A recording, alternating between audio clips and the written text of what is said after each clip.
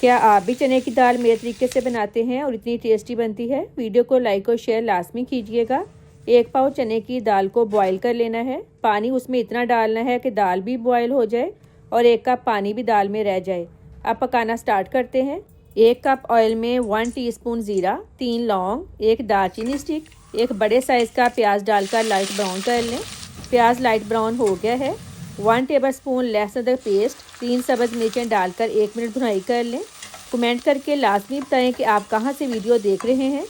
2 medium size के टमाटर का पेस्ट, नमक 1 टीस्पून, लाल मिर्च पाउडर ½ टीस्पून, हल्दी पाउडर 1/4 टीस्पून, धनिया पाउडर 1 टेबलस्पून। अच्छी तरह से मसाले की भुनाई कर लें। भुनाई कर ली है। थोड़ा पानी डालकर कवर कर दें ताकि प्याज सॉफ्ट हो जाए। मसाले का अच्छा सा पेस्ट बन गया है। अब इसमें बॉयल दाल डाल दें। 1 टीस्पून खुश्क मेथी। दाल में पानी रखने का मकसद ये था कि दाल मसालों के साथ पके और मसालों का फ्लेवर दाल में अच्छी तरह से आ जाए। कवर कर दें ताकि दाल में से पानी ड्राई हो जाए। ये देखें थोड़ा सा पानी रह गया है। अब इसमें 1/4 टीस्पून कुटी काली मिर्च, ½ टीस्पून गरम मसाला पाउडर डालकर 2 मिनट कुक करें। दाल रेडी है। फ्रेश धनिया डाल दें। तड़का रेडी कर लेते हैं। 3 टेबलस्पून देसी घी जब गर्म हो जाए, 6 खुश्क लाल मिर्चें, 1 टीस्पून कश्मीरी मिर्च डालकर मिक्स कर लें।